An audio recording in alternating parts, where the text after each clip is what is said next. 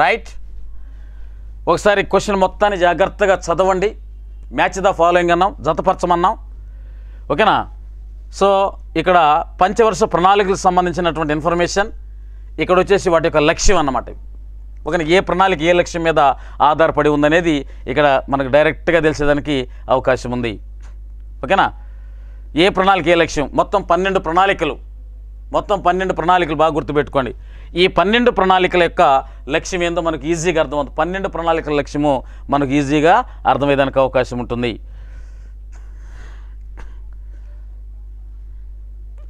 మొదటి ప్రణాళిక చూడమ్మా, మొదటి ప్రణాళిక, బి 2వ ప్రణాళిక, సి 5వ ప్రణాళిక, డి 9వ ప్రణాళిక. ఇక్కడ ఎంపసిస్ అంటే దాని యొక్క లక్ష్యం. ఆప్షన్ 1 ఆహార భద్రత మరియు మహిళా సాధికారత, food security and women empowerment. Option 2 భారీ పరిశ్రమలు. ఆప్షన్ 3 వ్యవసాయం మరియు సమాజ అభివృద్ధి, agriculture and community development. Option 4 removal of poverty, పేదరిక నిర్మూలన.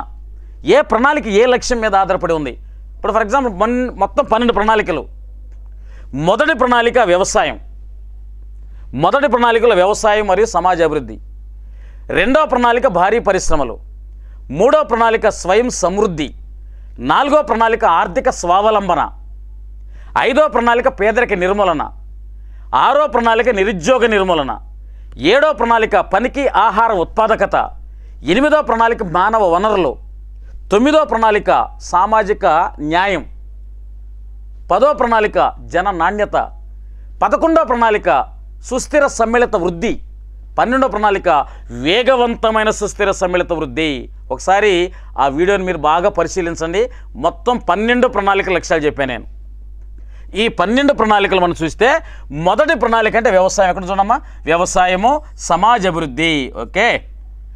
2వ ప్రణాళిక భారీ పరిశ్రమలు అంటే A3 B2. అదే 5వ ప్రణాళిక పేదరిక నిర్మూలన 4. ఆల్రెడీ ఆన్సర్ వచ్చేసిన మనకో. 9వ ప్రణాళిక ఆహార భద్రత మరియు మహిళా సాధికారత అంటే ఆ 3 పెట్టేసాం కాబట్టి 4 ఈజీ పెట్టేసి మనం. కాబట్టి ఇక్కడ మనకు ఆప్షన్ ఎక్కడ ఉంది చూడండి ఒకసారి. ఆప్షన్ ఎక్కడ ఉంది? ఓకేనా? ఎస్, ఆప్షన్ వచ్చేసి 2వ ఆప్షన్ రైట్ ఆన్సర్. 2వ ఆప్షన్ అమ్మ. ఓకేనా? A3 B2 C4 D1. ఏ మొదటి ప్రణాళిక వ్యవసాయము సమాజ అభివృద్ధి. బి 2వ ప్రణాళిక భారీ పరిశ్రమలు. సి 5వ ప్రణాళిక పేదరిక నిర్మూలన. డి 9వ ప్రణాళిక ఆహార భద్రత మరియు మహిళా సాధికారత. So the right answer is 2 is the right answer. బాగా గుర్తుపెట్టుకోండి. అంటే మీరు ఆన్సర్ పెట్టక ముందే మీకు నేర్పించేసేదాన్ని.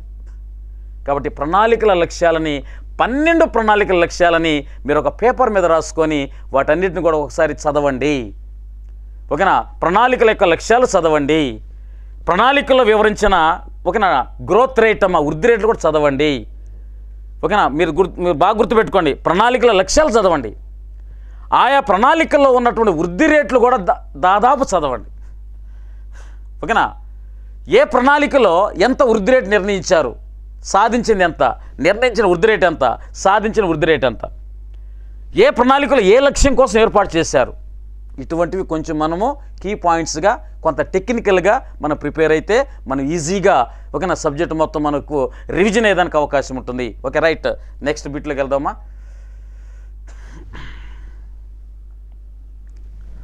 చూడండి ఒకసారి బిట్ చూడమ్మా, ఒకసారి 12th బిట్ చూడమ్మా. Atal innovation mission, Atal innovation mission is setup under, Atal innovation mission దేని ద్వారా ఏర్పాటు చేయబడింది? చూడమ్మా, ఈ అటల్ ఇన్నోవేషన్ మిషన్ని 2016లో ఏర్పాటు చేశారమ్మా. 2016లో ఏర్పాటు చేశారు. దీన్ని ఏర్పాటు చేశారు. ఓకే రైట్, దేని ద్వారా ఏర్పాటు చేశారు? డిపార్ట్మెంట్ ఆఫ్ సైన్స్ అండ్ టెక్నాలజీనా? ఆప్షన్ 2 కార్మిక మరియు ఉపాధి మంత్రిత్వ శాఖనా? ఆప్షన్ 3 నీతి ఆయోగ్నా? ఆప్షన్ 4 నైపుణ్యాభివృద్ధి మరియు వ్యవస్థాపకత మంత్రిత్వ శాఖనా? ఒకసారి ఇంగ్లీష్లో చూడండి. Department of science and technology. Option 2 minister of labour and employment. Option 3 NITI Aayog. Option 4 minister of skills development and entrepreneurship. అసలు అటల్ ఇన్నోవేషన్ అనే మిషన్ని, అటల్ ఇన్నోవేషన్ కార్యక్రమాన్ని ఏర్పాటు చేసింది ఎవరంటే నరేంద్ర మోడీ గారు నీతి ఆయోగ్ ద్వారా ఏర్పాటు చేశాను. ఈ దేశంలో ఉన్నటువంటి నూతన నవకల్పనలు ప్రవేశపెట్టడానికి, కొత్త తరమైనటువంటి స్కిల్స్ని అభివృద్ధి చేయడానికి, ఓకేనా, పేదరికాన్ని నిర్మూలించడానికి, ఉపాధి అవకాశాలు కల్పించడానికి, పట్టణాలను అభివృద్ధి చేయడానికి, ఇలాంటి కార్యక్రమాల కోసము అటల్ ఓకేనా ఇన్నోవేషన్ మిషన్ ఏర్పాటు చేశాను. అటల్ ఇన్నోవేషన్ మిషన్, దీన్ని ఏర్పాటు చేసినటువంటి సంస్థ ఏదంటే Niti Aayog. So the right answer is option 3. Option 3 is the right answer అని గుర్తుపెట్టుకోండి. Okay, right. నెక్స్ట్ బిట్ అమ్మా. నేను మీ Dharni sir, economy senior faculty. So Harshith ఇన్స్టిట్యూట్లో ఒక గొప్ప ఆఫర్ జరుగుతుంది. ఏందా ముఖ్యమైనటువంటి ఆఫర్ అంటే, గ్రూప్ 2 మెయిన్స్కి సంబంధించినటువంటి పేపర్ ఎక్స్ప్లెనేషన్ అనేది హర్షిత్ ఇన్స్టిట్యూట్లో ప్రధానంగా ఆయా లెక్చరర్స్ ఇస్తున్నటువంటి ఎక్స్ప్లెనేషన్. అది ఆల్రెడీ హిస్టరీ, అదేవిధంగా పాలిటీ, సైన్స్ అండ్ టెక్నాలజీ, ఈ పేపర్లన్నీ కూడా ఎక్స్ప్లెనేషన్లు అయిపోయినాయి. అదేవిధంగా ఎకానమీ కూడా అయిపోయింది. ఎకానమీకి సంబంధించి 12 పేపర్లను మేము కాంప్రహెన్సివ్ అనాలిసిస్ మోడల్లో ఎక్స్ప్లెయిన్ చేస్తున్నాం. అంటే విశ్లేషణాత్మకమైనటువంటి విశ్లేషణ ఇది. అంటే దాదాపు 900 క్వశ్చన్స్ ఇండియన్ అండ్ ఏపీ ఎకానమీలో కవర్ అయ్యేదానికి అవకాశం ఉంది. ఒక్కొక్క పేపర్లో 75 క్వశ్చన్లు మేము స్వయంగా కూర్చొని హర్షిత్ ఇన్స్టిట్యూట్లో కొన్ని రాత్రులు గడిపి ఈ క్వశ్చన్లన్నింటిని కూడా డిజైన్ చేయడం జరిగింది. సో దాదాపు నాకున్న మొత్తం ఎక్స్పీరియన్స్, దాదాపు నా దగ్గర క్లియర్లీ 2-3 లక్షల మంది విద్యార్థులు, ఈ గ్రూప్ 2 కోచింగ్ తీసుకున్నటువంటి విద్యార్థులు ఉన్నారు. సో ఇన్ని సంవత్సరాల ఎక్స్పీరియన్స్తో క్వశ్చన్ పేపర్ని ఎలా రూపొందించాలి, ఎలా డిజైన్ చేయాలి అనే ఉద్దేశం కోసం ఈరోజు చేపడుతున్నటువంటి ఒక వినూత్నమైనటువంటి కార్యక్రమం ఇది. దీన్ని జాగ్రత్తగా మీరు వినియోగించుకొని దానివల్ల లబ్ధి చేకూరుతుందనేది మా ప్రధానమైనటువంటి ఆకాంక్షను గుర్తుపెట్టుకోండి. ఇక్కడ ప్రధానంగా మనం చూడాల్సింది ఏంటంటే 12 క్వశ్చన్ పేపర్లు ఉన్నాయి. ఒక్కొక్క క్వశ్చన్ పేపర్లో 75 క్వశ్చన్లు ఉంటాయి. ఇండియన్ అండ్ ఏపీ ఎకానమీ స్వయంగా నేనే ఆ క్వశ్చన్ పేపర్ మొత్తాన్ని డిజైన్ చేసి విద్యార్థుల యొక్క నాడిని ఆధారం చేసుకొని దాదాపు 10 సంవత్సరాల పేపర్లలో వచ్చిన క్వశ్చన్ల యొక్క ఆ మార్పుని ఆధారం చేసుకొని ఈ క్వశ్చన్ల మొత్తాన్ని కూడా డిజైన్ చేయడం జరిగింది. సో ఇటువంటి కార్యక్రమం మన తెలుగు 2 రాష్ట్రాలు ఎక్కడా కూడా లేనటువంటి కార్యక్రమం. దీన్ని మీరు జాగ్రత్తగా ఉపయోగించుకుంటే రాబోయే రోజుల్లో విజేతలు అవ్వడానికి అవకాశం ఉంటుంది. ఇది ఒక మంచి అవకాశం అనుకోవాలి. హర్షిత్ ఇన్స్టిట్యూట్ వాళ్ళు మన కోసం ప్రవేశపెట్టినటువంటి ఒక వినూత్నమైనటువంటి కార్యక్రమం. దీన్ని ప్రతి ఒక్కరు వినియోగించుకోవాలి. ఈ వీడియోని చూడండి, చూసిన తర్వాత వీడియోని లైక్ చేయండి. అవసరమైతే బాగుందనుకుంటే ఒక 10 మందికి వీడియోని షేర్ చేయండి. అన్ని అంశాలు పరిశీలించి బాగుందంటేనే షేర్ చేయండి. సో ఈ విధమైనటువంటి కార్యక్రమం ఇది.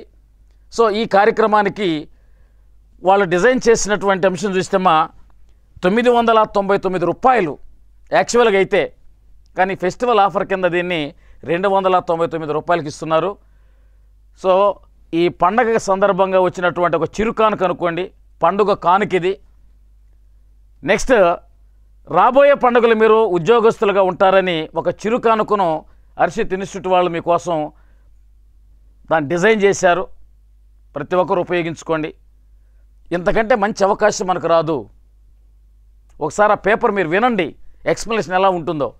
మరి ఎక్కడా లేనటువంటి ఎక్స్ప్లెనేషన్, ప్రతి అంశాన్ని 4 ఆప్షన్స్ని ఎక్స్క్లూజివ్గా ప్రతి ఆప్షన్ని వివరిస్తూ క్వశ్చన్ పేపర్ ఎక్స్ప్లెయిన్ చేశాం.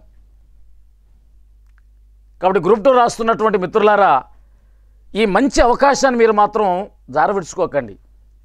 మరలా రాదు, అవకాశం మరలా రాదు, టైం మరలా రాదు. ఇది మంచి ఒక సువర్ణ అవకాశం అని చెప్పి నేను అనుకుంటున్నాను. జాగ్రత్తగా దీన్ని వినియోగించుకొని ప్రతి ఒక్కరికి దీన్ని షేర్ చేస్తారని మనసారా కోరుకుంటూ సెలవు తీసుకుంటున్నాను. Thank you.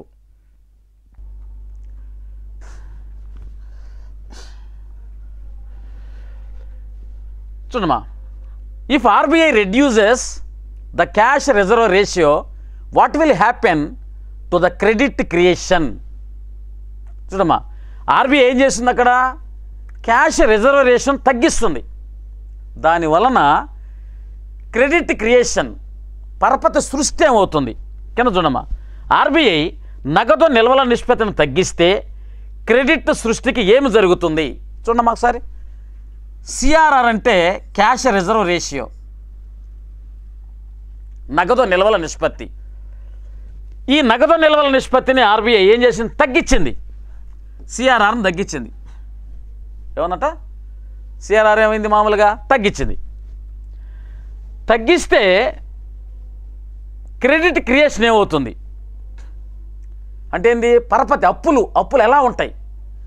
అసలు ముందు సిఆర్ఆర్ అంటే ఏంది?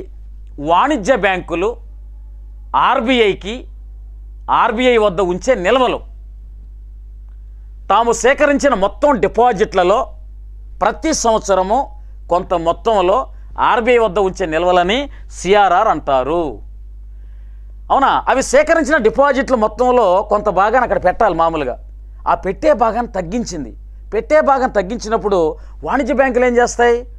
ఓకేనా, ఆ మొత్తాన్ని కూడా ప్రజలకి రుణాలుగా ఇవ్వడానికి ముందుకు వస్తాయి. అది వాణిజ్య బ్యాంకులు ప్రజలకు ఇచ్చే రుణాలను ఏమంటాం మనము? ఓకేనా, పరపతి అంటాం మనం. పరపతి గతంలో కంటే ఇప్పుడు తగ్గింది కాబట్టి పరపతి ఏమవుతుంది? పెరుగుతుంది. పరపతి సృష్టి ఏమవుతుందంటే పెరుగుతుంది. సో ఇప్పుడు మనం ఆప్షన్స్ లేకొద్దాం. చూడమ్మా, ఎస్, ఎలాంటి ప్రభావం ఉండదు, there will be no impact. Option 2, అది తగ్గుతుంది. ఏది తగ్గుతుంది? క్రెడిట్ క్రియేషన్, పరపతి సృష్టి తగ్గుతుంది. ఓకేనా. ఆప్షన్ 3, ఇట్ విల్ ఇంక్రీజ్, అది పెరుగుతుంది, పరపతి పెరుగుతుంది. నన్ ఆఫ్ ది అబవ్ 5 ఏవి కావు. చూడండి, బాగా గుర్తుపెట్టుకోండమ్మా. వాణిజ్య బ్యాంకులు ఆర్బీఐ వద్ద ఉంచే నిల్వలనే, దాని మీద ఎటువంటి వడ్డీ కూడా ఆర్బీఐ ఇవ్వదు, మళ్ళీ రిటర్న్ కూడా ఇవ్వదు. దాని మీద లోన్ అయితే ఇస్తుంది, రుణం అయితే ఇస్తుంది. కాబట్టి ఈ సిఆర్ఆర్ను తగ్గిస్తే వాణిజ్య బ్యాంకులు ఏం చేస్తాయి? మరికొంత అప్పులు ఇవ్వడానికి ముందుకు వస్తాయి. కాబట్టి దాని యొక్క క్రెడిట్ అనగా పరపతి పెరుగుతుంది. So the right answer is 3 answer, అంటే పరపతి పెరుగుతుంది అని గుర్తుపెట్టుకోండి. So this is the right answer. పరపతి తగ్గదు. ఎప్పుడు పరపతి తగ్గుతుంది? సిఆర్ఆర్ను పెంచితే వాణిజ్య బ్యాంకులు ఆర్బీఐకి చెల్లించే లేదా ఆర్బీఐ వద్ద ఉంచే నిల్వలు పెరుగుతాయి. అప్పుడు వాణిజ్య బ్యాంకుల వద్ద మనీ సప్లై తగ్గుతుంది, ద్రవ్య సప్లై తగ్గుతుంది. ద్రవ్య సప్లై తగ్గితే అవి అప్పులు ఇవ్వడం కూడా తగ్గిస్తాయి. కాబట్టి సిఆర్ఆర్ పెరిగిందా, సిఆర్ఆర్ తగ్గిందా అని జాగ్రత్త గుర్తుపెట్టుకోండి. సో మీరు ఈ ఇన్ఫర్మేషన్ కోసము ఓకేనా ద్రవ్యోల్బణం అనే చాప్టర్లో ఓకేనా ఆర్బీఐ చేపట్టే చర్యలు ఉంటాయి. ఓకేనా, దాన్ని ద్రవ్య విధానం అంటాము. ఆర్బీఐ చేపట్టే చర్యలను ద్రవ్య విధానం అంటాం. ప్రభుత్వం చేపట్టే చర్యలను కోశ విధాన చర్యలు అంటాము. ద్రవ్య విధాన చర్యల్లో సిఆర్ఆర్ ఉంటుంది, ఎస్ఎల్ఆర్ ఉంటుంది. ఓకేనా, మార్జినల్ స్టాండింగ్ రేషియో ఉంటుంది. అదేవిధంగా repo rate, reverse repo rate, నగదు. ఓకేనా, అదేవిధంగా బహిరంగ మార్కెట్ కార్యకలాపాలని కొంత లిస్ట్ ఉంటుంది. ఆ లిస్టు మొత్తం ఒక్కసారి ఇప్పుడే రివిజన్ చేయండి. ఓకే, అప్పుడు మీకు ఈజీగా అర్థమవుతుంది. ఓకేనా, ఇది తగ్గితే ఆటోమేటిక్గా పరపతి పెరిగేదానికి అవకాశం ఉంటుంది సిఆర్ఆర్ తగ్గితే. ఓకేనా, ఎస్ఎల్ఆర్ తగ్గినా కూడా పరపతి పెరిగేదానికి అవకాశం ఉంటుంది. రెపో రేటు పెరిగినా కానీ పరపతి పెరిగేదానికి అవకాశం ఇలా గుర్తుపెట్టుకోండి. కాబట్టి దీనికి సంబంధించినటువంటి ఓకేనా సంపూర్ణమైన సమాచారం మీరు జాగ్రత్తగా ఓకేనా ద్రవ్యోల్బణ నివారణ చర్యలనే ఒక చిన్న హెడ్డింగ్ ఉంటుంది. ఆ నివారణ చర్యల్లో ఓకేనా ఆర్బీఐ అనుసరించే విధానాలని ద్రవ్య విధానాలు అంటాము, అంటే మానిటరీ పాలసీస్ అంటాము. ప్రభుత్వం తీసుకునే చర్యలను కోశపరమైన చర్యలు అంటాము, ఫిస్కల్ పాలసీస్ అంటాం. ఈ 2 పాలసీల మీద ఖచ్చితంగా బిట్ వస్తుంది. ఎట్టి పరిస్థితుల్లో మర్చిపోకుండా ఆయన మీ ఇష్టం, జాగ్రత్త. ఓకేనా, మేము పడినటువంటి కష్టానికి మీరు ఖచ్చితంగా ఉద్యోగాన్ని తెచ్చుకునే దానికి ప్రయత్నం చేయండి. Okay, right. నెక్స్ట్ బిట్ అమ్మా.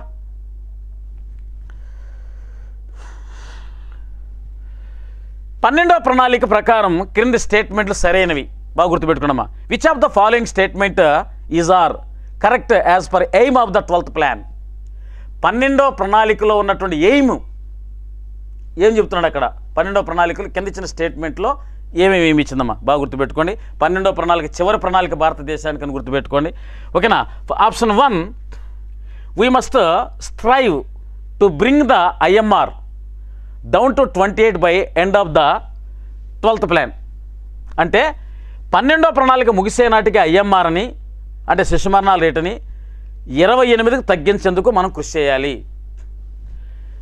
ఆప్షన్ 2, వీ మస్ట్ ట్రైవ్, ఓకేనా, to bring MMR maternal mortality rate down to 100 by end of the plan.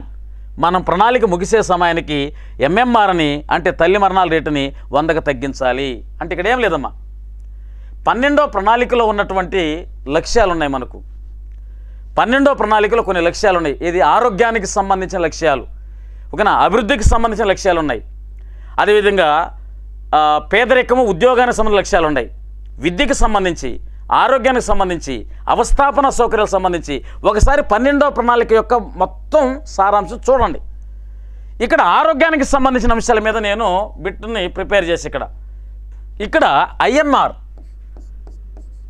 అంటే శిశు మరణాల రేటు, ఎంఎంఆర్ ప్రసూతి మరణాల రేటు. బాగా గుర్తుపెట్టుకున్నాం. శిశు మరణాల రేటు కానీ, అదేవిధంగా జనన రేటు కానీ, మరణ రేటు కానీ ఇవన్నీ 1000 మందితో లెక్కిస్తారు. ఒక ప్రసూతి మరణాల రేటును మాత్రము 1,00,000 మందితో లెక్కిస్తారు.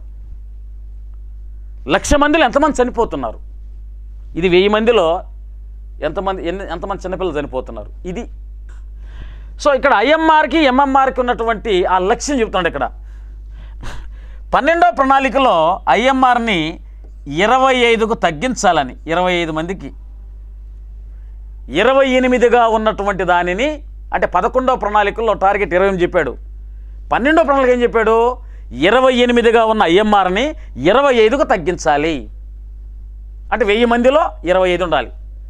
అదేవిధంగా ప్రసూతి మరణాల రేటుని 11వ ప్రణాళికలో 12వ ప్రణాళిక సేమ్ యాజ్ టీస్, ఇది 100 మందికి తగ్గించాలి. ఇది టార్గెట్. సో ఇచ్చిన స్టేట్మెంట్లో ఏది సరైన స్టేట్మెంట్ అని చెప్తున్నాడు ఇక్కడ. మామూలుగా కింద ఆప్షన్స్లమ్మా only 1, only 2, both 1 and 2, none of them, ఏది అంటే ఏది ఇట్లా సరైనవి.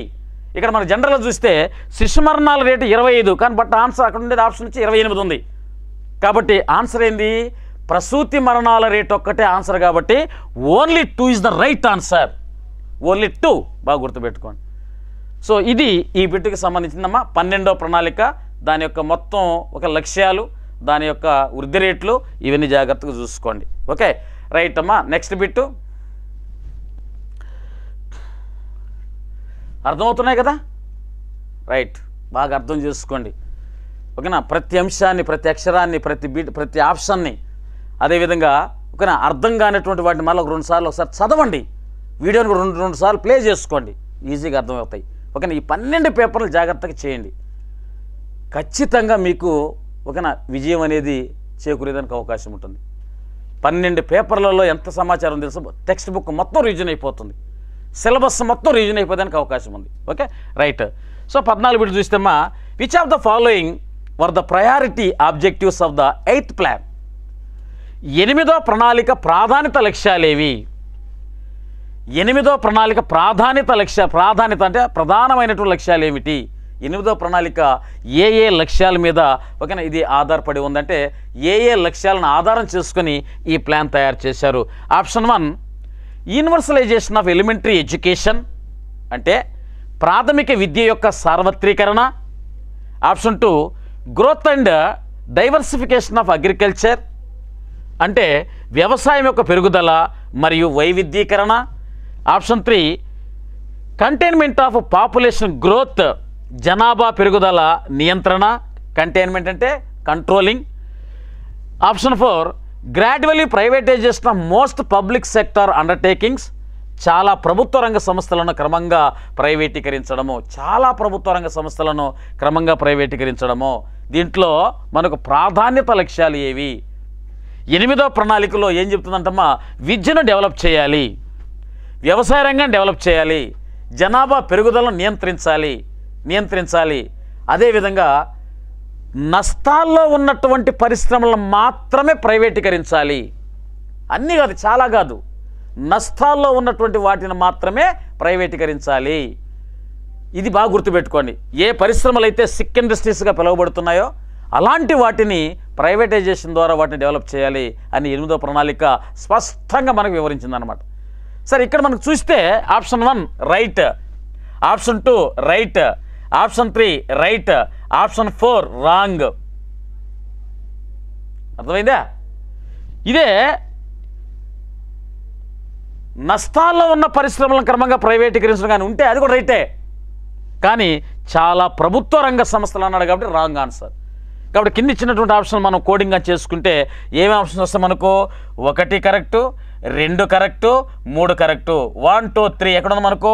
4th ఆప్షన్లో ఉంది. So this is the right answer. బాగా గుర్తుపెట్టుకోండి. సో 8వ ప్రణాళిక అదే ప్రణాళికల యొక్క ఒక ముఖ చిత్రాలు మొత్తం జాగ్రత్తగా పరిశీలించండి. ఓకే, నెక్స్ట్ అమ్మా, నెక్స్ట్ బిట్టు. సంస్థ యొక్క బ్యాలెన్స్ షీట్లో ఏ ఎంపిక పేర్కొనబడలేదు? ఒక సంస్థ యొక్క బ్యాలెన్స్ షీట్ ఉంటుంది, అకౌంటింగ్ బుక్ అంట. మామూలుగా అకౌంటింగ్ బుక్లో వాళ్ళు ఏమేమి రాస్తారు అని అంటే, ఓకేనా, ఆ సంస్థలో పనిచేస్తున్నటువంటి కార్మికుల జీతభత్యాలు అకౌంటింగ్ బుక్లో ఉంటాయి. అదే బ్యాంకుల్లో జమ చేసినటువంటి డబ్బులు కూడా అకౌంటింగ్ బుక్లో రాస్తారు. ముడి పదార్థాల విలువను కూడా అకౌంటింగ్ బుక్లో రాస్తారు. ఓకేనా, అదేవిధంగా ఎన్ని వస్తువులు ఎగుమతి చేయాలో కూడా అకౌంటింగ్ బుక్లో రాస్తారు. అదే ఖర్చులను కూడా అకౌంటింగ్ బుక్లో రాస్తారు. ఓకేనా, రాబోయే ఆదాయాలను రాయలేరు, ఎందుకంటే రాబోయే లాభాలు ఆదాయాలు తెలియదు కాబట్టి.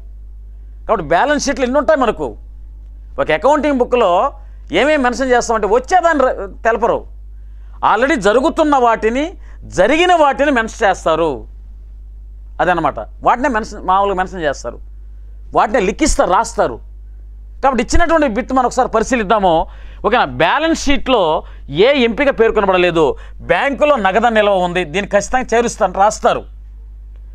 ఓకేనా, కంపెనీ ఉత్పత్తుల అమ్మకాల నుంచి వచ్చే ఆదాయం ఇది రాయరు, ఎందుకంటే ఎంత ఆదాయం వస్తుందో తెలియదు, వచ్చేదాన్ని రాయరు. మొత్తం జారీ చేయడం మూలధనం క్యాపిటల్ ఎంత క్యాపిటల్ ఇష్యూ చేశారు అది రాస్తారు. అదేవిధంగా value of stocks of raw material, ముడి పదార్థాల నిల్వల విలువ, ముడి పదార్థాల యొక్క నిల్వల విలువ ఎంత ఉంది, ముడి పదార్థాల ఖర్చు ఎంత అయింది, మూలధనానికి ఖర్చు ఎంత అయింది, ఎంత బ్యాంకులో నగదు నిల్వ చేసాం, ఇవన్నీ రాస్తారు. కానీ అమ్మకాల మీద వచ్చే ఆదాయాన్ని మాత్రం బ్యాలెన్స్ షీట్లో రాయరు. కాబట్టి దీంట్లో లేనిదేంది మనకు ఏది పేర్కొనబడలేదు? Option 2 is the mention in the balance sheet. Revenue from, the sales of companies products.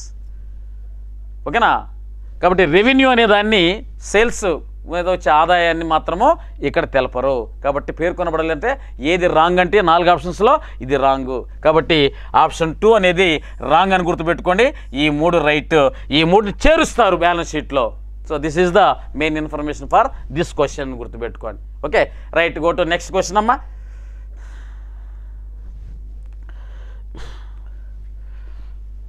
Right, which of the following does the State Financial Corporation in the State Bank of India give special assistance to? Question బాగా చదవండి. Which of the following does the State Financial Corporation in the State Bank of India? State Bank of India లో ఉన్నటువంటి State Financial Corporation give special assistance, ప్రత్యేకమైనటువంటి సహాయం అందిస్తుంది. ఏదైతే అందించేదమ్మా? State bank of ఇండియాలో ఉన్నటువంటి స్టేట్ ఫైనాన్షియల్ కార్పొరేషన్ ఈ క్రింది వాటిలో దేనికి ప్రత్యేకమైన సహాయం చేస్తుంది? ఎస్ఎఫ్సి దేనికి సహాయమో బాగా గుర్తుపెట్టుకోండి. సో ఈ క్వశ్చను దేని మీద డిపెండ్ అయ్యి రాసామంటే, ఫైనాన్షియల్ కార్పొరేషన్స్ ఉన్నాయి అనగా విత్త సంస్థలు, విత్త సంస్థలు అంటాం. ఫైనాన్షియల్ కార్పొరేషన్స్ అంటే విత్త సంస్థలను బాగా గుర్తుపెట్టుకోండి. ఓకేనా, ఈ విత్త సంస్థలు అనేవి ఏమేమి ఉన్నాయి అని చూస్తే మా IFCI, SFC, SIDC, UTI, ICICI, IDBI, SIDBI, NHB, ఇన్నున్నాయి. IFCI industrial financial corporation of India, SFC state financial corporation, SIDC state industries development corporation, NHB national housing banking, UTI unit trust of India, ICICI industrial credit and investment corporation of India, IDBI industrial development bank of India, SIDBI small industrial development bank of India. ఒకసారి ఆ విత్త సంస్థలు మీరు మీకున్నటువంటి ఒక సిలబస్లో ఒకసారి refer చేసుకోండి. ఓకేనా? వీటిలో మనం జనరల్ పరిశీలిస్తామా, ఇది భారీ పరిశ్రమలకు సహాయం చేస్తుంది. ఇది మనకు చూస్తేమా మధ్య తరహా చిన్న తరహా పరిశ్రమలకు సహాయం చేస్తుంది. మధ్య తరహా చిన్న తరహా పరిశ్రమలకు. ఓకేనా? ఇది ఓన్లీ మధ్య తరహా పరిశ్రమలకు సహాయం చేస్తుంది, ఓన్లీ మీడియం స్కేల్ ఇండస్ట్రీస్. ఇది హౌసింగ్ డెవలప్మెంట్. ఓకేనా? నివాసాలను నివాసాలను నిర్మించడానికి సహాయం చేస్తుంది. ఓకేనా? ఇది పొదుపును ప్రోత్సహిస్తుంది, పొదుపు. ఓకేనా? ఇది ప్రైవేట్ బ్యాంకుగా మారిపోయింది. ప్రైవేట్ సెక్టార్లో ఉన్నటువంటి భారీ పరిశ్రమలకు మధ్య తరహా పరిశ్రమలకు సహాయం చేస్తుంది ఐసిఐసిఐ బ్యాంకుగా మారకముందు. ఐడిబిఐ ఈ మొత్తాన్ని వీటన్నిటిని కూడా పర్యవేక్షిస్తుంది ఐడిబిఐ. దీన్ని కూడా బ్యాంకుగా వాణిజ్య బ్యాంకు మార్చారు. అండ్ సిడ్బి ఓన్లీ చిన్న తరహా సంస్థలకు మాత్రం రుణాలు ఇస్తుంది. ఇది వీటి స్ట్రక్చర్. స్టేట్ ఫైనాన్షియల్ కార్పొరేషన్ అనేది మధ్య తరహా చిన్న తరహా పరిశ్రమలకు సహాయం చేస్తుంది. ఒకసారి మన ఆప్షన్ పరిశీలిస్తే ఓకేనా, medium and small scale industries మధ్య తరహా చిన్న తరహా పరిశ్రమలు ఆల్రెడీ మనకు వచ్చేసింది. Large scale industries IFCI industrial financial corporation of India. ఓకేనా? కుటీర పరిశ్రమలు SIDBI small industrial development bank of India. వ్యవసాయ పొలాలకు నాబార్డ్, వ్యవసాయ పొలాలకు సహాయం చేసేది ఎవరంటే నాబార్డ్. సో ఇచ్చినటువంటి question state financial corporation, state bank of ఇండియాలో ఉన్నటువంటి స్టేట్ ఫైనాన్షియల్ కార్పొరేషను ఎవరికి రుణాలు ఇస్తుంది? మధ్య తరహా చిన్న తరహా పరిశ్రమలకు రుణ సహాయం చేస్తుంది. సో మనకి ఇచ్చినటువంటి ఆప్షన్స్లో first one is the right answer. This is the right answer. ఇదే మనకు ఆన్సర్ అని గుర్తుపెట్టుకోండి. Option 1 is the right answer. So ఇది విత్త సంస్థలకు సంబంధించిన సమాచారం. ఒకసారి పారిశ్రామిక విత్త సంస్థలు, ఫైనాన్షియల్ కార్పొరేషన్ అనే టాపిక్ ఉంటుంది. దాన్ని ఒకసారి జాగ్రత్తగా పరిశీలిస్తే ఇంకా మన దాంట్లో మరికొన్ని అంశాలు తెలుసుకునే దానికి అవకాశం ఉందమ్మా. Okay, right. నెక్స్ట్ తర్వాత ప్రశ్న.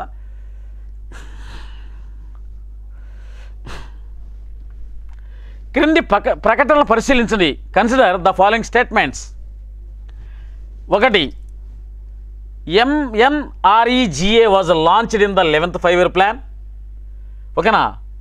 Mahatma Gandhi national rural employment guarantee act, Mahatma Gandhi national rural employment guarantee act, Mahatma Gandhi జాతీయ గ్రామీణ ఉపాధి చట్టం 11వ ప్రణాళికలో ప్రారంభించబడింది. 2. Indira Awas Yojana was launched in the 9th 5-year plan. Indira Awas యోజనని 9వ పంచవర్ష ప్రణాళికలో ప్రారంభించారు. కింద ఇచ్చిన ఆప్షన్ చూడమ్మా. Which of the statement given above is are correct? అవునా? సరే, ఒకసారి మనం పరిశీలిస్తేమ్మా, MGNREGS అంటారు దీన్ని. ఇది 2009లో ఏర్పడింది. ఇందిరా ఆవాస్ యోజన ఇది 1985లో ఏర్పాటు చేశారు. 1985. చూడమ్మా, ఈ దేశంలోని నైపుణ్యము లేని వారికి 100 రోజులు పని కల్పించాలనే ఉద్దేశం కోసము 100 రోజులు పని కల్పించాలనే ఉద్దేశం కోసము దీన్ని 2005లో చట్టంగా తీసుకొచ్చారు. బాగా గుర్తుపెట్టుకోండి, 2005లో చట్టంగా తీసుకొచ్చారు. ఇది యాక్ట్ కింద. 2006లో ఇది పథకంగా మారింది. 2006లో పథకము. చట్టం అని ఎలా పిలిచేవాళ్ళు? నరేగా అని పిలిచేవాళ్ళు. NREGA, national rural employment guarantee act, జాతీయ గ్రామీణ ఉపాధి హామీ చట్టం 2005. ఇది స్కీముగా ఇప్పుడు మారింది 2006, పథకంగా 2006గా మారింది. దీనికి 2009లో మహాత్మా గాంధీ అనే పదాన్ని చేర్చారు. మహాత్మా గాంధీ జాతీయ గ్రామీణ ఉపాధి పథకం అంటారు దాన్ని. 2009 అని అన్నప్పుడు మనకు ఏ ప్రణాళిక అయి ఉంటుంది అని అంటే ఒక్కసారి మనం పరిశీలిస్తే ఓకేనా, ప్రణాళికలు వరుసగా ఆ ఇయర్స్ గుర్తుపెట్టుకోండి. ప్రణాళికలు వరుసగా ఇయర్స్ అమ్మ. మొదటి ప్రణాళిక ఇప్పుడు 51, 50 అట్లా 50, 56. రెండో ప్రణాళిక 56 నుంచి 61. మూడో ప్రణాళిక 61 నుంచి 66. మధ్యలో గ్యాప్ వచ్చింది, 3 సంవత్సరాల గ్యాప్. 1966 నుంచి 69 వరకు వార్షిక ప్రణాళిక. నాలుగో ప్రణాళిక 1969 నుంచి 74 వరకు. ఐదో ప్రణాళిక 1974 నుంచి 79 వరకు. మరలా గ్యాప్ వచ్చింది, రోలింగ్ ప్లాన్ 1978, 80. ఆరో ప్రణాళిక 1980, 85. 80, 85. ఏడో ప్రణాళిక 1985, 90. అంటే 1985, 90 అంటే ఇదే ప్రణాళిక, ఏడో ప్రణాళిక. ఎనిమిదో ప్రణాళిక మళ్ళీ గ్యాప్ వచ్చిందమ్మా, 90, 92 వార్షిక ప్రణాళికలు వచ్చాయి. 1992 నుంచి 97 వరకు 8.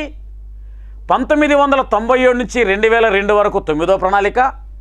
2002 నుంచి 2007 వరకు 10వ ప్రణాళిక. 2007 నుంచి 2000 ఓకేనా ఎక్కడి వరకు అది 12 వరకు 11వ ప్రణాళిక. చూడండి, అర్థమైందా? 2007 నుంచి 2012 వరకు, 2007 నుంచి 2012 వరకు ఓకేనా 11వ ప్రణాళిక. పైన ఇచ్చిన స్టేట్మెంట్ చూడండి ఒకసారమ్మా. MGNREGS 11వ పంచవర్ష ప్రణాళికలో ప్రారంభించబడింది. రైట్, 11వ ప్రణాళిక right. Indira Awas Yojana 9th plan అన్నాడు, తప్పు. ఎందుకంటే 1985లో 7th ప్లాన్. అంటే ఇందిరా ఆవాస్ యోజన 7వ ప్రణాళికలో స్టార్ట్ అయింది. కాబట్టి ఇచ్చినటువంటి స్టేట్మెంట్స్లో ఒకటి రాంగ్గా ఉంది, ఒకటి రాంగ్. కాబట్టి ఆన్సర్ ఏది మనకు? ఏమని ఆన్సర్ పెట్టగలము? Only 1 is the right answer. ఇలా మనం బిట్టు రాబట్టాలి. నేను అందుకే చెప్పా, ఈ క్వశ్చన్ పేపర్స్ మొత్తాన్ని కానీ మీరు కానీ అబ్జర్వ్ చేస్తే సబ్జెక్ట్ అంతా కూడా మీకు రివిజన్ అయిపోతుంది. ఇది మంచి అవకాశం ఇది, ఓకేనా? ఈ 12 క్వశ్చన్ పేపర్లు మీరు కొనుగోలు చేసి కానీ మీరు ఒక 10 రోజుల్లో కానీ ప్రాక్టీస్ చేశారనుకోండి, ఓకేనా, మీరు ఇదివరకు చదివిన దానికంటే ఎక్కువగా ఇన్ఫర్మేషన్ గ్యాదర్ చేసుకుంటారు. ఇది మా టీచింగ్లో ఉన్నటువంటి ప్రత్యేకత, బాగా గుర్తుపెట్టుకోండి. డైరెక్ట్గా క్వశ్చన్ చదివి ఆప్షన్స్ చెప్పం. ఆ క్వశ్చన్ ఎలా వస్తుంది, దానికి ఆప్షన్స్ అనేవి ఏ విధంగా సపోర్ట్ చేస్తాయి, ఇచ్చినటువంటి స్టేట్మెంట్ల ఆప్షన్స్ని మనం ఏ విధంగా రాబట్టాలి, ఓకేనా, ఆ కంటెంట్ చెప్పామనుకోండి ఈజీగా క్వశ్చన్ అర్థమవుతుంది, ప్లస్ ఆప్షన్స్ కూడా మనకు ఈజీగా అర్థమయ్యేదానికి అవకాశం ఉంటుంది. సో ఈ క్వశ్చన్లో రైట్ ఆన్సర్ వచ్చేసమ్మా only 1 is the right answer. అంటే MGNREGS అనేది 11వ ప్రణాళికలో ప్రారంభించబడింది. ఇందిరా ఆవాస్ యోజన అనేది 7వ ప్రణాళికలో ప్రారంభించబడింది. కాబట్టి ఇక్కడ 9వ ప్రణాళిక రాసాము, అది రాంగ్. కాబట్టి ఆన్సర్ వచ్చేసి ఓకేనా only 1, first 1 is the right answer. Okay, next bit అమ్మా.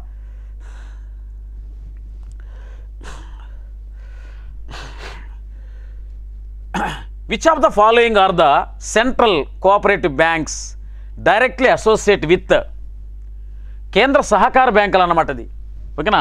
ఈ క్రింది వాటాలో ఏ కేంద్ర సహకార బ్యాంకులు నేరుగా అనుబంధించబడి ఉన్నాయి? కేంద్ర సహకార బ్యాంకులు దేనిలో అనుబంధించబడి ఉన్నాయి? సహకార బ్యాంకులు ఈ క్రింది వాటిలో ఎక్కడ ఉన్నాయి? బాగా గుర్తుపెట్టుకోండి. వేటిల్లో ఉన్నాయి? కేంద్ర సహకార బ్యాంకు, రాష్ట్ర సహకార బ్యాంకులు, జిల్లా కేంద్ర సహకార బ్యాంకులు. చూడండి ఎలా ఉంటుందమ్మా. సెంట్రల్ కోఆపరేటివ్ బ్యాంక్, ఓకేనా, state cooperative bank, district central cooperative bank, primary agricultural, ఓకేనా, క్రెడిట్ కోఆపరేటివ్ సొసైటీస్. సో ఈ విధంగా సహకార బ్యాంకుల యొక్క స్ట్రక్చర్ ఉంటుంది. కేంద్ర సహకార బ్యాంకులు అంటాం, రాష్ట్ర సహకార బ్యాంకులు అంటాం, జిల్లా కేంద్ర సహకార బ్యాంకులు అంటాం, గ్రామీణ ప్రాంతాలలో ఉన్నటువంటి ప్రాథమిక వ్యవసాయ పరపతి సంస్థలు అంటాం. ప్రాథమిక వ్యవసాయ పరపతి సంస్థలు అది. కాబట్టి కేంద్ర సహకార బ్యాంకుల్లో ఈ 3 అసోసియేట్, ఇది ఈ 3 కలిసి ఉంటాయి, అవునా? స్టేట్ కోఆపరేటివ్ బ్యాంకు ఇంక్లూడింగ్ అయి ఉంటుంది, DCCB ఇంక్లూడింగ్ అయి ఉంటుంది, ప్యాక్స్ కూడా ఇంక్లూడింగ్ అయి ఉంటుంది అనమాట.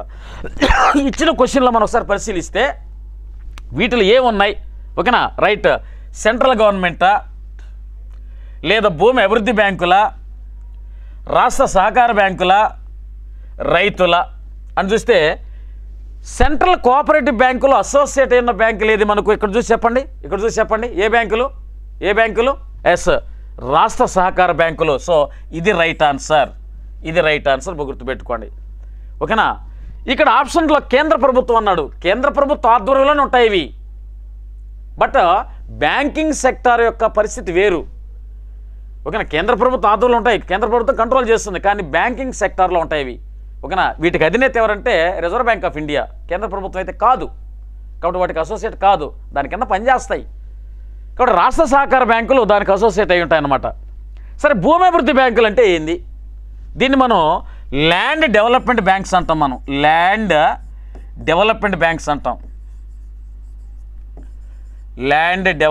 బ్యాంక్స్ అవునా.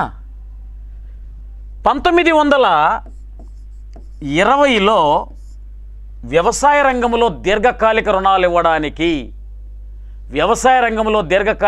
ఇవ్వడానికి తొలిసారిగా పంజాబ్లో ఓకేనా ఈ భూమి అభివృద్ధి బ్యాంకులు ఏర్పాటు చేశాను. వ్యవసాయ రంగంలో దీర్ఘకాలిక రుణాలను గుర్తుపెట్టుకొని దీర్ఘకాలిక రుణాల కోసము ఇప్పుడు ఆ పేర్లు మారాయి. దీర్ఘకాలిక రుణాలు ఇచ్చేది ఏంటంటే state cooperative agriculture and rural development banks అంటారు అన్నమాట. ఇప్పుడైతే ఓకే. ఒకప్పుడు 1920లో పంజాబ్ రాష్ట్రంలో ఓకేనా భూమి అభివృద్ధి బ్యాంకులు ఏర్పాటు చేశారు. 1929లో తమిళనాడులో కూడా ఈ బ్యాంకులు ఏర్పడ్డాయి. 1929లో తమిళనాడులో కూడా ఏర్పడ్డాయి భూమి అభివృద్ధి బ్యాంకులు. దీర్ఘకాలిక రుణాలు రైతులకు దీర్ఘకాలిక రుణాలు ఇవ్వడానికి సహకార రంగంలో ఏర్పాటు చేసిన బ్యాంకులను గుర్తుపెట్టుకోండి. ఇంకా అదేవిధంగా రైతులు అంటే మనకు తెలుసు, దాని గురించి పెద్ద ఆప్షన్ ఏం కాదు, మేము కన్ఫ్యూజ్ అయ్యేదానికి అన్నమాట. అంటే కేంద్ర సహకార బ్యాంకులు రైతులకు అనుబంధంగా ఉంటాయి కాదు, రాష్ట్ర సహకార బ్యాంకులకు అనుబంధంగా ఉంటాయి. కాబట్టి ఇక్కడ రైట్ ఆన్సర్ మనకు వచ్చేసింది ఏంటంటమ్మా ఓకేనా. రైట్ ఆన్సర్ మనకేంది state cooperative bank. This is the right answer. ఈ రెండు రాంగ్ అని గుర్తుపెట్టుకోండి. Okay, go to next question అమ్మా, జాగ్రత్తగా పరిశీలించండి.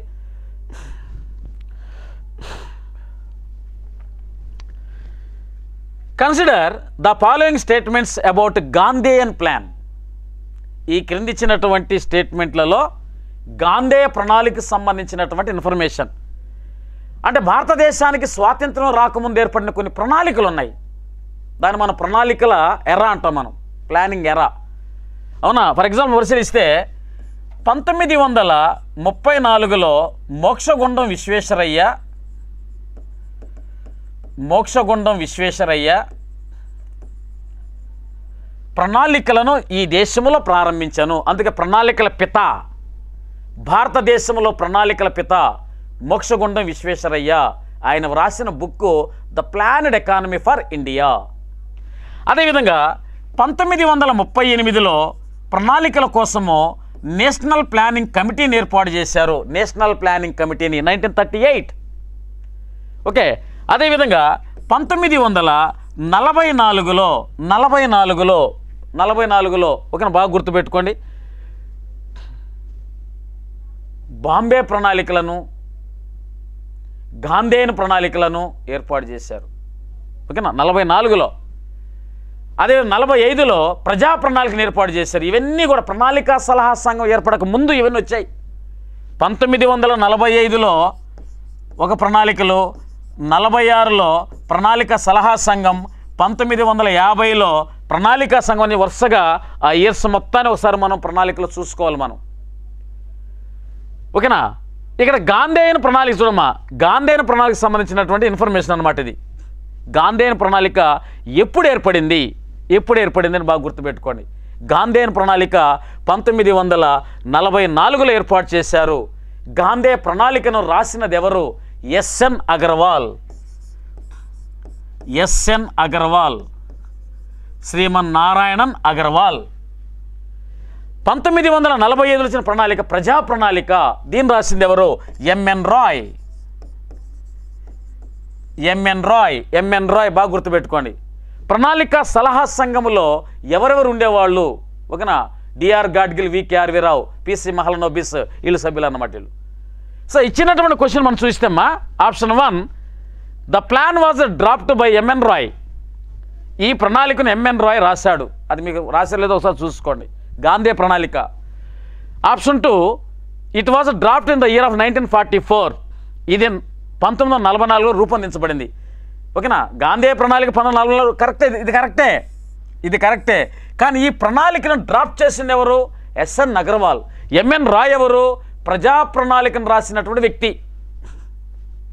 గుర్తుపెట్టుకోండి. సో ఇచ్చినటువంటి స్టేట్మెంట్స్లో సరైనది ఏది అని అంటే ఎస్, ఓన్లీ 2 అంటే option 2 is the right answer. ఓకేనా? గాంధేయన ప్రణాళిక 1944 ఇస్ ద రైట్. గాంధేయన ప్రణాళికను drafting by SN Agarwal. But ఇక్కడ ఎంఎన్ రాయ్ అని ఇచ్చా నేను. ఎంఎన్ రాయ్ ఎవరు? Who was the MN Roy? He was drafted the ఓకేనా పీపుల్స్ ప్లాన్. ప్రజా ప్రణాళిక రాసింది ఆయన. కాబట్టి ఇది కొంచెం జాగ్రత్తగా మనం కన్ఫ్యూజన్ కాకుండా ఓకేనా ఒకసారి ఈ ఇయర్స్ మొత్తాన్ని ఒక క్రోనాలజీలో రాసుకొని, ఒక ఆర్డర్లో రాసుకొని, ఓకే 34లో ఏం జరిగింది, 38లో ఏం జరిగింది, 44లో ఏం జరిగింది, 45లో ఏం జరిగింది, 46లో ఇట్లా వరుసగా రాసుకొని మనం చదివితే ఇంకా మనకంటే బాగా ప్రిపేర్ అయిన వాళ్ళు ఎవరున్నారు అనుకుంటా నాకు తెలిసి. అందుకనే ఇవన్నీ మీకోసం చెప్పేది నేను. అందుకే ఈ వీడియోస్ మొత్తం చూస్తే టోటల్గా మనకు సిలబస్ అంతా కూడా రివిజన్ అయిపోతుంది. Quick revision. ఏందే? క్విక్ రివిజన్ బాగా గుర్తుపెట్టుకోండి. Okay right. నెక్స్ట్